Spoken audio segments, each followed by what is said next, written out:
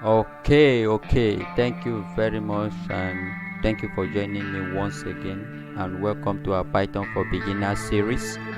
We have been talking about Python, and today we'll be looking at Python operators.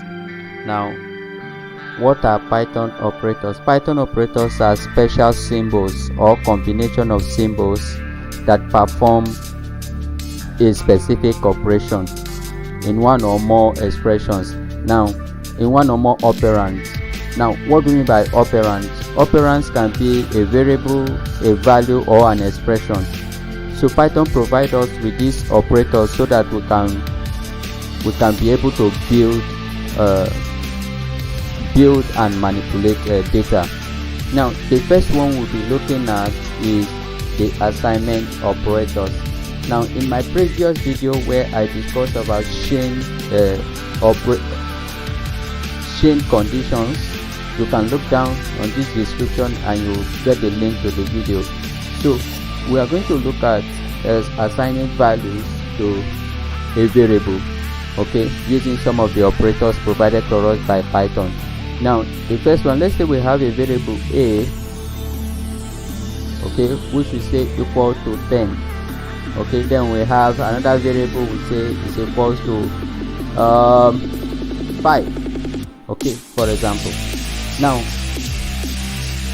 if we want to assign them, we can use the arithmetic operator. So by adding both of them, okay, we use the plus sign. Okay, so where we say a plus b, okay, so when we print it out, we'll have our answer as 15. Okay, so you can see 15 here. Okay, then we can also multiply the both of them. So we can say print, okay, where we say a times b. Okay, so when we print it, what do we get? 5 times 10 is 50. So our answer should be 50. Okay, so we have 50 as our answer here. Now, if we also want to minus, okay, we can do something like this. Okay, can do something like this. A minus b. Okay, so when we run our code, we should be able to have 5 as our answer. Okay, now we can also continue to do it when we do something like this, print, okay, and then we have our a. Now we want to divide, so we say a divide by b. Okay, so when we run it, what do we get? That's 2. Okay, we'll have 2, but in this case Python is returning to us 2.0. okay, so because we are using the division sign in a situation where we don't want the decimal, okay, or we want it to be round to the nearest whole number, what do we do? That is when we will now make use of our floor division. Okay, so to use the floor division of operand, we can do something like this, a b. So when we run our code, we should be able to have 2 as our answer. So you can see it now. Okay, so by dividing it gives us 2.0, but when we use the floor division, it gives us 2. And the reason is because it's rounding everything up to the nearest whole number. Okay, thereby removing the 0.0. Now, how about if we want to raise to power? Okay, if we want to raise a value to its power, we can say a exponential b. So something like this. This is exponential, then we say b. So when we now run, that's about, so we are saying 10 in 5 places. Okay, so that 10, okay, that will give us 100,000. Okay, so when you have 10 times 10 times 10, okay, times 10 in 5 places. Okay, so that will give us 100,000. So this is how arithmetic operators work in Python. So now if we want to also use our remainder, so if we want to get our remainder, for example, we will use the modulus. Okay, so the modulus operator, so we can say a modulus b. Okay, and when we print our code, we should be able to have something like this, which will give us 0. Okay, because there is no remainder when you divide 5 by 10. But let's say we are dividing it by 3, for example. Okay, what does the modulus give us? It gives us 1. Okay, because 3 divided by 10 can only go 3 times remainder 1. So 3 times 3 is 9, remainder 1. So it's giving us 1 here. Now let's continue to look at, this is all about arithmetic operators. Now let's look at comparison operators. So the comparison operator is used to compare two values or expression. Okay, and it returns a Boolean value, either true or false. So let's say we want to say a is equals to b, for example. So we can say a, okay, a equals to b, or let me even write what we want to do now. So this is comparison, so I will say comparison.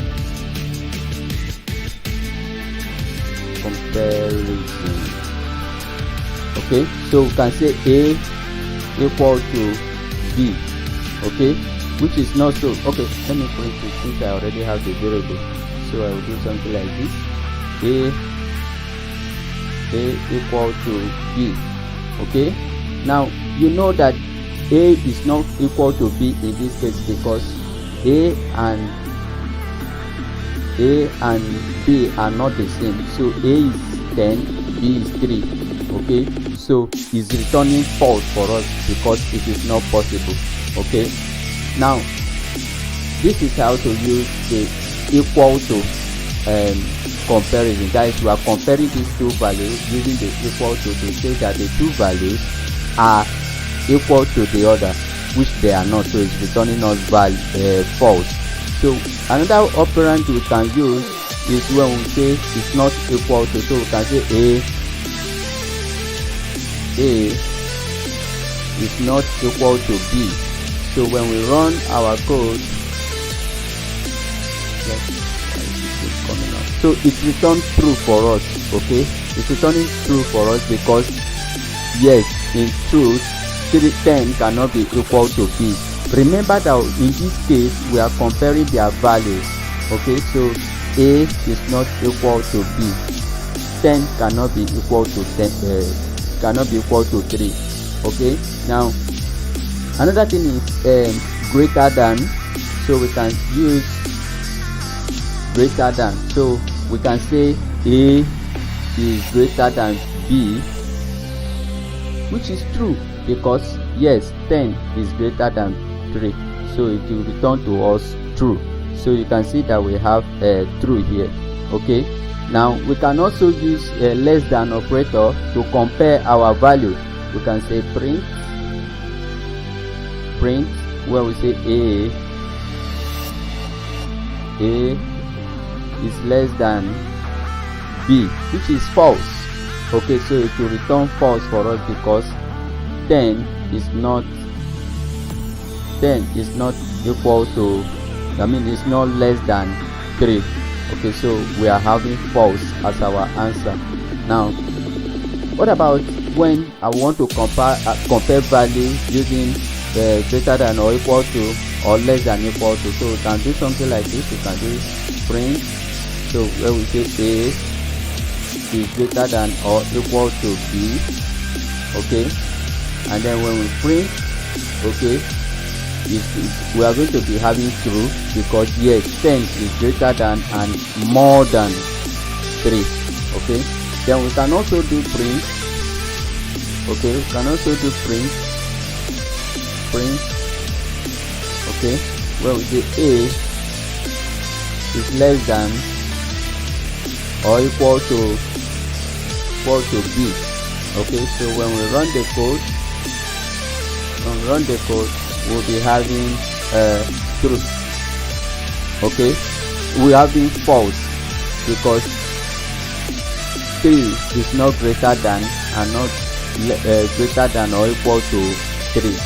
So this is how the comparison operator works. So here we are saying if they are equal to each other, which they are not.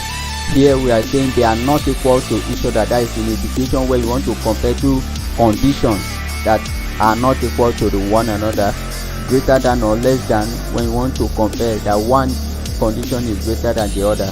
So, and remember, all of these conditions always return a Boolean condition, true or false. So they do not return a value for, they do not return anything string, they return a Boolean data type. Alright, let's continue. So let me comment this out and let's look at logical operator. Okay, now let's look at logical operator. Now, logical operators are used to combine and manipulate the Boolean values. So remember, Boolean value have a value of either true or false. So we use the logical operator to manipulate them. So how do we do it? So here I will say logical operator. Okay. No. Okay. Yeah. So logical operator. Now, how do we do it? So in a situation where we have a value, so in this case, let me just say my value is I've used AP. So let me say C is equal to true. Oh no, true. And then we have D equal to true. Okay. Now remember, here our values are integer data type. Okay, though we didn't indicate their data type, but Python already know their data type. Okay, so they are numbers here. But here, when you are dealing with a logical operator, your values must either be true or false. Alright, let's look at the logical operators. So in logical operator, we are going to be looking at the AND or and NOT operator. Now the AND operator returns true if the both conditions are true. So take for example, when we say we already have our variable C and D, where C is equal to true and D is equal to true. So when we say print, or let's assign a variable to it and print the result variable directly. So it says result equals to A and B. Okay, sorry,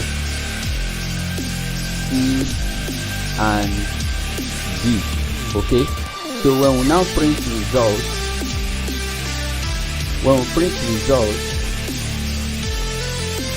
print our results, okay, it's going to return true because the two operations, our two values are correct. Okay, so we can run our code. Okay, so you can see that it's returning true. Why? Because these two conditions are true. Now if we change one of them to false, for example, okay, if we change one of them to false, sorry for this. Okay, alright, so if we change one of them to false, for example, and we run the code, it's going to return false. Okay, so the AND operator makes sure that the two conditions, in this case C and D, are true. In a situation where one is false and the other one is true, the code will not, okay, it will return false. Okay, it will return false in such a situation. The both of them must be true whenever you are using the AND operator. Okay, if you need more understanding about this, you can check my previous video on chain condition. I use a login feature to explain more of this. Now let's continue. So if we also want to use the OR operator, we can say result equal to C or D. Now the OR operator in this case returns false, okay, if both of them are false. Okay, but it returns true if both of them are true or one of them is true. So in this case, so I'll now print result. Okay, let me comment this out. So let me comment this out, then we print result. Okay. Oh no, it's locked. No result. Alright, so here we are now printing our result. So it's returning true. Why? Because one is true and the other one is false. But in a situation where both of them are false, okay, when both of them are false, for example, okay, in a situation where both of them are false and we run our code, we'll be having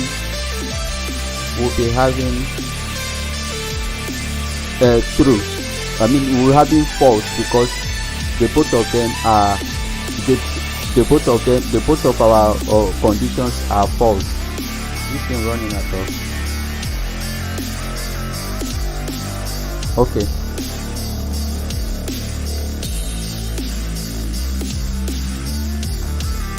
Alright, so this is how the AND the OR operator works. So in the AND operator, make sure that the two conditions are true. So in a situation where C is false and the D is false, it doesn't go, it returns false. But when the two conditions, when the C is true and D is true, it returns true.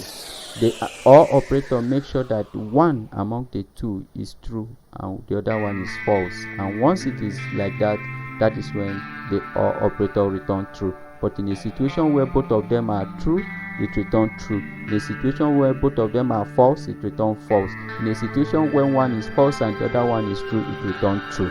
So this is how the OR operator works in Python. Now let's look at the NOT operator. The NOT operator is just the opposite. Okay, it returns the opposite of whatever you are having. Okay, so we can say, in this case we can say result, okay, which will say equal to, okay, so equal to, now we can say not D. Let me use D. All of them are false, right? Yeah, the both of our condition are false. So if we use not D, for example, it's going to return true. So the NOT operator always return the opposite of the value. So if your value is false, it returns true, and if your value is true, it returns false. So if we now print our result, for example, if we print our result and we say result, okay, if we print our result and we run and we run it like this, okay, it will return true. Okay, why? Because we have false here. So if I change it to true, for example, let me change it to true, okay, it's going to return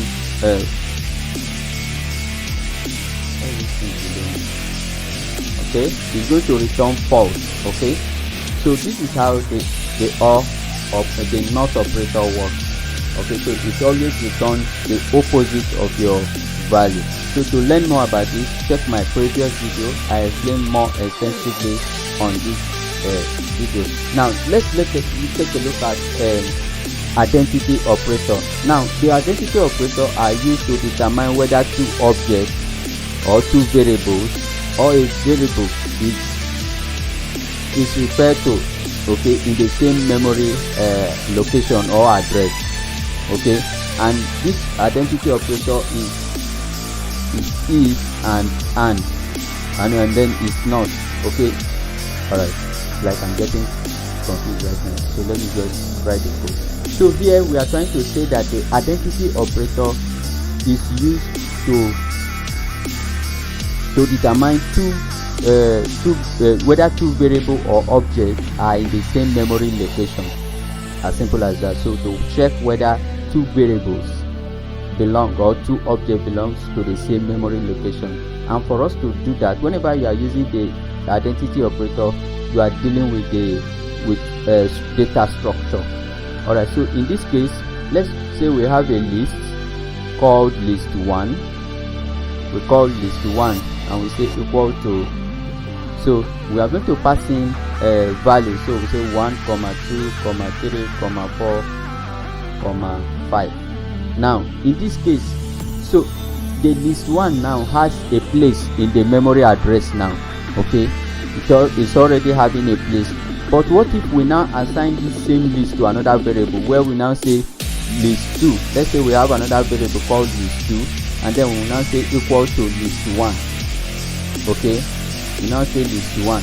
Okay, so what we are doing here is we are assigning our list here, our list value here, to list 2.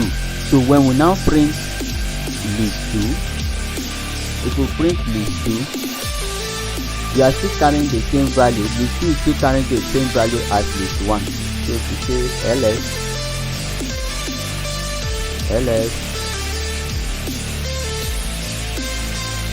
okay, we say ls2, and then we print. Okay, so it's going to return the list that we have, the 1 2 3 4 5. Okay, now but let's use our identity operator to check whether the list is there. So we can say let me create another variable and call it okay, let me use result. So I'll say result equal to, so I can now say list 1 is not list 2. Okay, or let's say list 1 is list 2. List 1 is list 2. Okay, and it's going to return true. Okay, so when we now print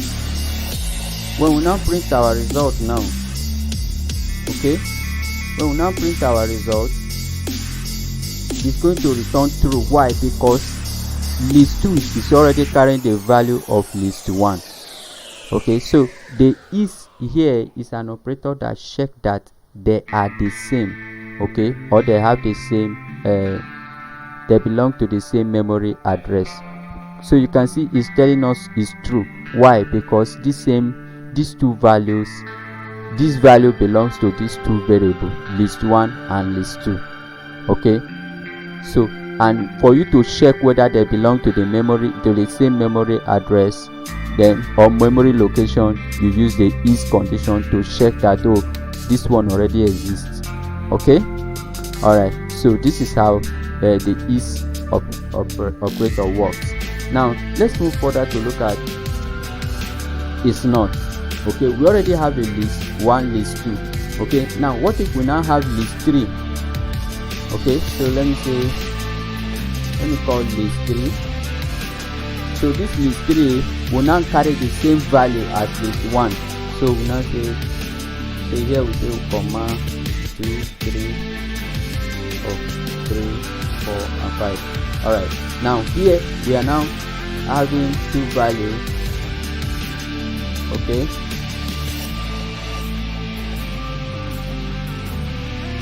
okay, all right, so when we now print, when we want to check that list 1 and list 3 are the same, we want to check if they are the same or they are not the same, we use the is not. So in this case we now have result which is equal to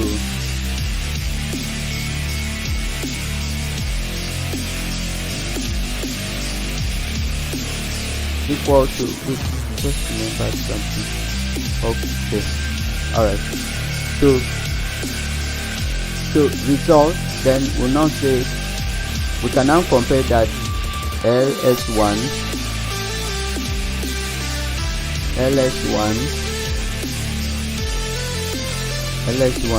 is not ls3, it's not ls. Okay, so when we run our results, it's going to return false. Oh, it's going to, yeah, it's returning true, yes, because they do not belong to the same memory location. Okay, so ls3 belongs to a different memory location, ls1 it belongs to the same, to another memory location, even though they have the same value. So it's not about the value, it is about their location. That is why we call it identity.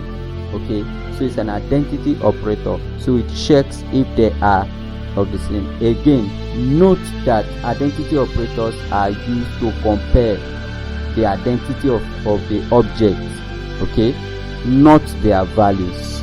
All right, so let's move further. So membership operators. Okay, let's look at membership operator.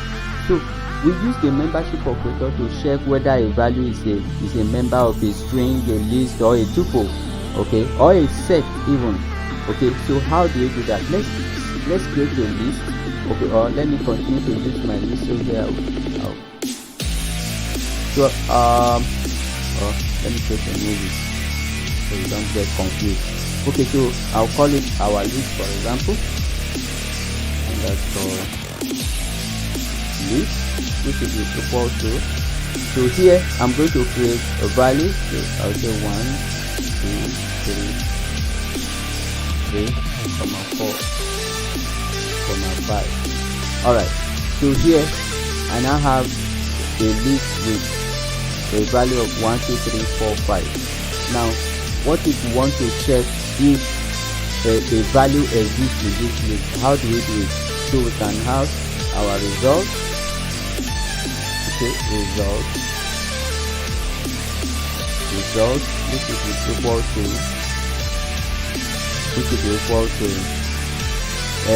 so what value should we set here? Let's say we are expecting for 4, so 4 in our list. Okay, so when we now print result, okay, and we say we are printing result, and we run our code, okay, it's returning to us true. Why? Because 4 exists. So if we now change the 4 to a number that doesn't exist, let's say 20 for example, okay, and we run our code again, what should we get? We get a false. Why? Because there is no 20 in this list. So the in operator is used to check whether a value exists in a list, and I said that this is a membership operator. Okay, all right, remember from the word go. So operand can be a variable, can be a value, or an expression. So in this we are trying to check whether a value exists in this list. All right, so we can also check for a string value. So we can say our string, so we can say our underscore string, okay, which should be equal to what string should I write now? Okay, let me say hello Python. So I'll say hello Python. All right, now here I can check whether Python exists in this string value. Okay, so how do I do that? I use the not operator. So I'm checking whether Python exists or not. So the simple way to do it is I'll have my result variable. Okay, I'll use my result variable and I will say equal to, and I will say does Python exist here? Okay, I'll say Python.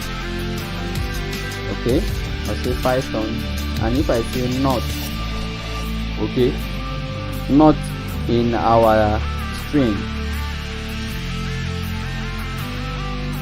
our underscore string. So if I run the code, okay, if I run the code, it's going to tell us true. Why? Because Python exists. For the moment I change this to something else, let me call it Java for example. Okay, so if I change it to Java,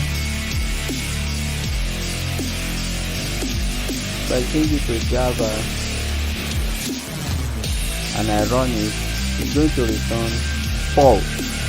Oh yeah, it's going to return true. Why? Because Java does not exist on this true list.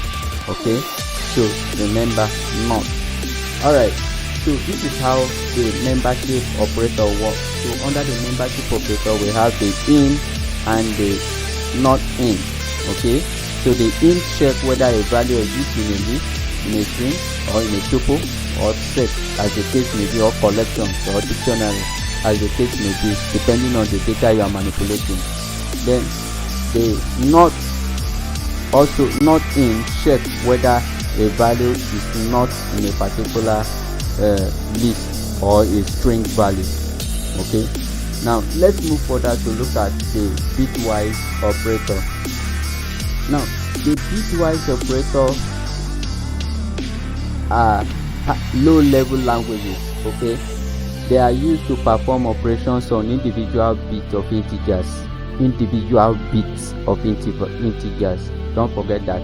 So most times these operators are used in low level programming, such as when working with hardwares, okay, or encoding and decoding of data. Okay, so that is when you use the bitwise operators.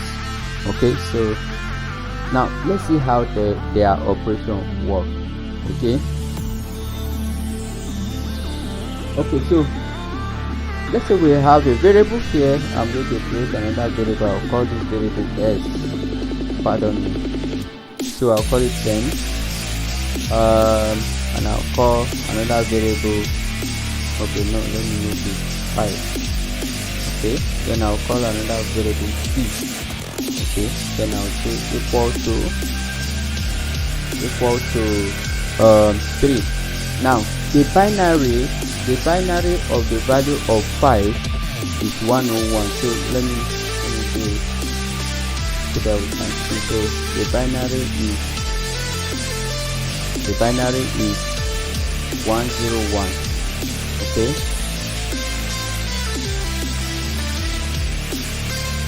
so the binary of 3 should be 001. Yeah. Okay, now so the bitwise operator deals with the integer values, like I said earlier, so don't forget that. So the integer the binary of 5, the binary of 5 is 101, the binary of 3 is 011. Now okay, let me say it again. So your 5 or your capital A and small a are not the same. Okay, so in bitwise operator you are using that binary. So at behind the root there's something running, there's a calculation running, and each of these values that you are storing in the memory have a special place. Okay, this video is not for that for now, but have it in mind that there is a calculation going on the hood. Okay, and that helps you to know the binary of a number. Okay, so and how they work. All right, let's continue. So we have a variable s that is equal to 5. We have another variable t that is equal to 3. Now if we want to use the AND operator in bitwise operator, so we can say our result, okay, our result is equal to A and B. Okay, so what these two do, okay, let me print. What this oh no, enter, print. Alright, so the result. Okay, so what we are using the AND operator in bitwise to do is that we are trying to compare if both of them A and B are 1. Okay, if they are 1, it returns 1, else it returns it is 0.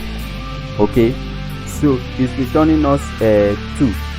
Okay, so in a situation where the both of them are 1, and in this case they are 1, looking at their binary. Okay, so it's returning us 1. Okay, so look at it as when we use the AND operator here. Okay, so where both of them are true, here is true, here is true, it returns true. Okay, So in a situation where this one is 0 and this one is 1, it returns 0. In a situation where the both of them are 1, that is when it returns 1. That is how the AND in a bitwise operator works. Now let's move further to look at the OR operator. Now we can say, let me still use my result. So I'll say result equal to, so I'll comment this out. So when we say A and we say or B, okay, and then we now print our result. So the OR operator also the same way, it makes sure that the both of them, okay, the both of them is one is either 0 and the other one is 1, or the both of them are 1. So in a situation where the both of them are 1, it returns 1. In a situation where both of them are 0, it returns 0. Okay, but in a situation where one is 0 and the other one is false, in a situation where one is 0 and the other one is 1, it returns 1. Okay, so remember that 0 is false in this case and 1 is true in this case. Alright, so this is how the OR operator works. So at least one of the bits is 1 and the result bit is 1, else it will return 0. Okay, now the exclusive OR. The exclusive OR works in a perfect way. Okay, so if the bits are different, where one is 0 and the other one is 1, the result bit is 1. Okay, so let me try to go. So here I'll still use result because I already have my variable. So I'll say result equal to A exclusive B. So when I print B, I should be able to have 9. Okay, so it's giving us 9. So this is how this works. So in a situation where they have different bits returning, okay, so the A, where the A is 0 and B is 1, the result bit is 1. But in a situation where both of them are 0, it returns 0. Okay, so this is how it works. Now the NOT, okay, the NOT operator in bitwise operator works like this. So the NOT operator inverts the bit of a single integer. It changes it to either 0 to 1 and 1 to 0. Okay, so when the bit is 1, okay, it changes it to either 1 to 0 or 0 to 1. Alright, so let's see how it goes. So we can say we already have a variable, so I'll say result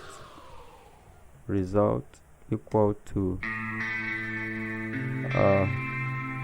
yeah, got it. So when I print result, what do I get? It's giving me minus 11. Okay, minus 11. So you should know that this also give us what is it called, 1 1 1. Okay, is it 1 1? Yeah. So the bit NOT operator, just like we said in the NOT operator, return the opposite. So where it is 0, it returns 1, and where it is 1, it returns 0. So in this case, we're having minus 11. I think the bits, the binary of 11. I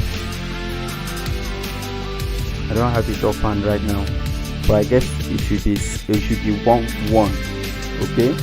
So in a situation where the minus 11, it will give us 1. Okay, so that means it is 0. So it always repeats, it giving us the opposite. All right, now let's continue to look at the shift. Okay, now the left shift, what it does is that it shifts a bit of an integer to the left by a specified number of positions.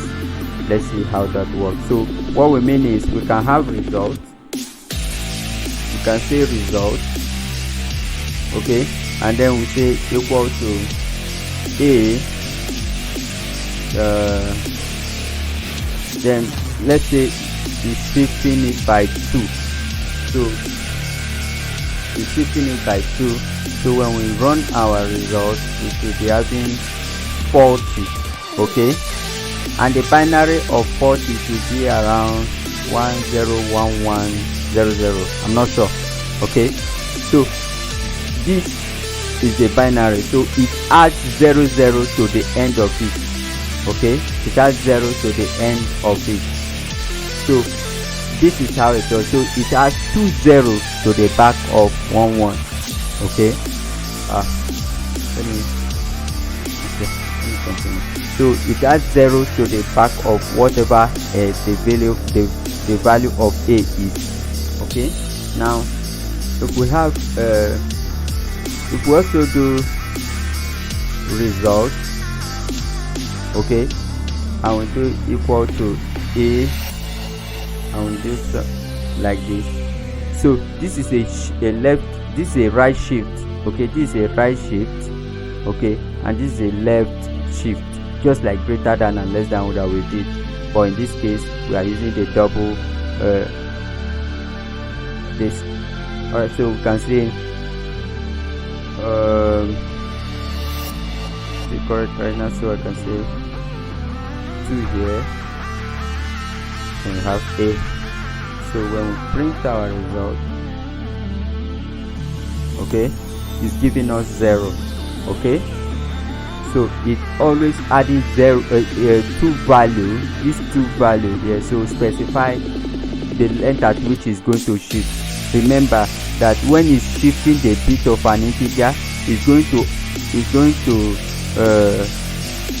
to the left, okay, by a specified number of positions. So the 2 here specify the position, so it's moving to the right by 2 positions.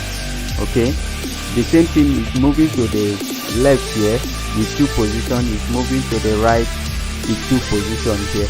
So this is how the bitwise operator works in Python. Now lastly, there is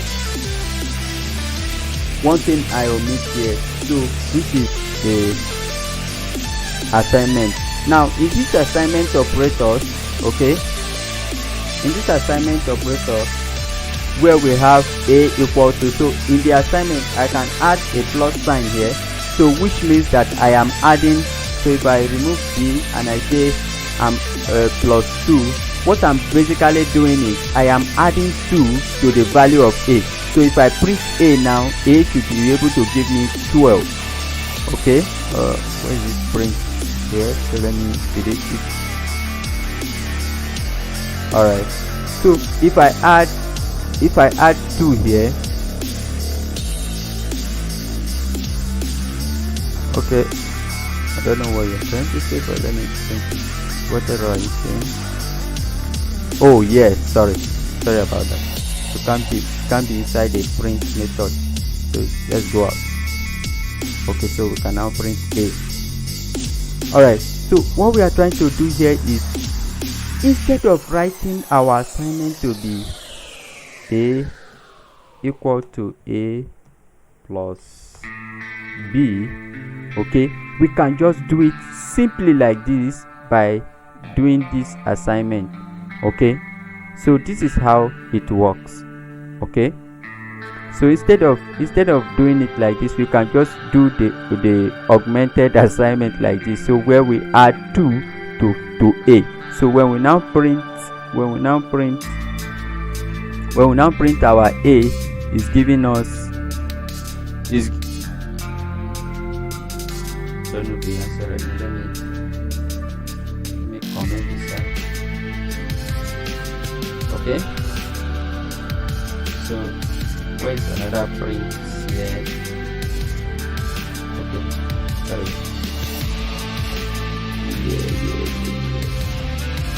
Okay.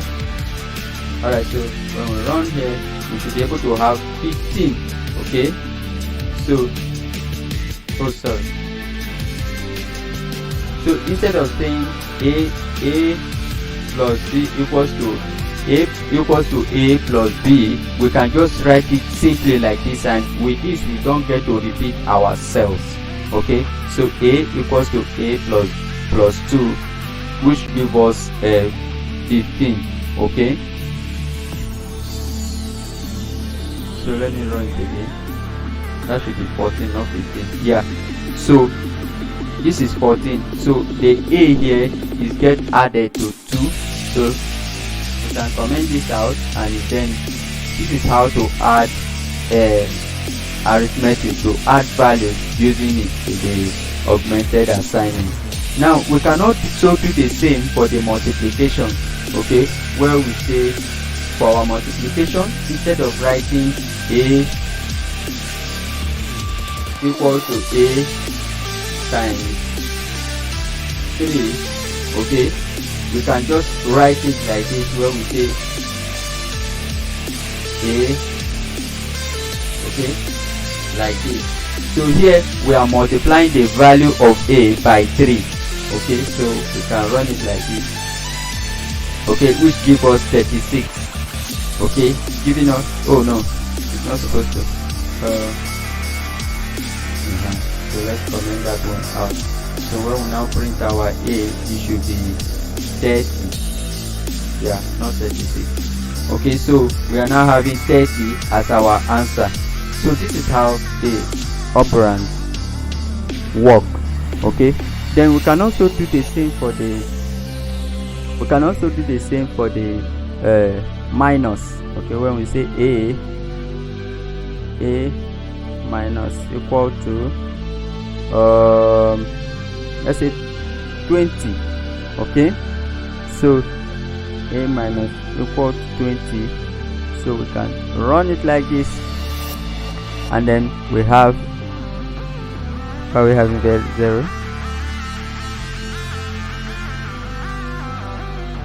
negative shift count. Thought I commented that out.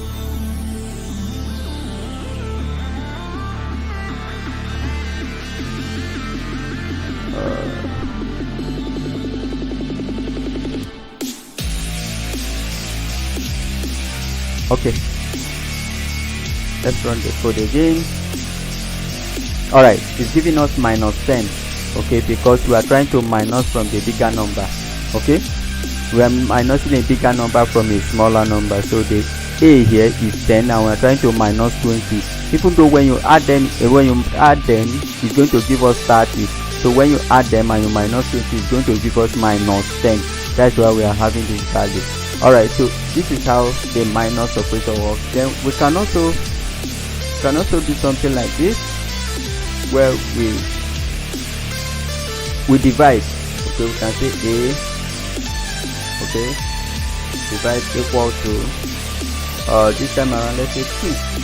Okay, so when we print our a, we should be able to have 0.5. okay, it's not different from what we have been doing. It's just a way of not repeating ourselves. Okay, dry.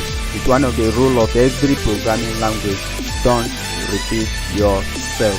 DRI. Alright, let's go. So then we can also do floor division. Okay, the same way. So we can say a with a floor division like this, 2, and then when we print our a, okay, when we print our a, we should be able to have 10. Okay, so 10 divided by 2. Okay, are we having 10? Oh yeah. So when we run our code, we are having 5. Okay, so we are having 5. So in the floor division, it rounds to the nearest whole number. Alright, so let's continue. So we can also do something again. We can also use our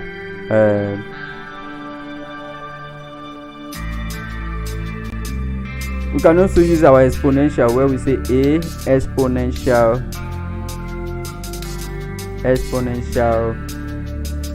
okay.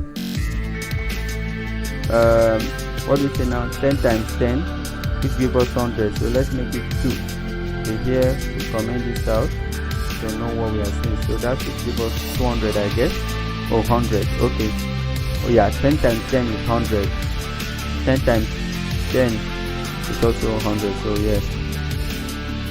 Okay, yeah. 10 times 10 is 100. Okay, so we are raising 10 to the power of 2. Okay. This is the same thing as multiplying 10 times 10. Okay. If we multiply to 4 times 4, for example, we should be having 400. Oh, 10,000. Oh yes. So 10 times 10 is 100 times 10. Okay, and then times 10 times 10, which gives us 10,000. Alright, so this is how exponential work with assignment. Okay, the same thing with modulus. We can also do our modulus like this, where we say a modulus equal to 3. Okay, and then when we print our a, it gives us 1. Okay, so this is how the assignment operator works with Python. So in this video, I've been able to explain some of the Python operators and how they can be used in Python when dealing with data and you are trying to manipulate your data using Python operators. So we have to take a look at the assignment operators, we'll take a look at the comparison operators, the logical operator, the identity operator, the membership operator, the bitwise operator, and that is the end of the video. If you like the video, give it a thumbs up, share, and please subscribe. Thank you and God bless you.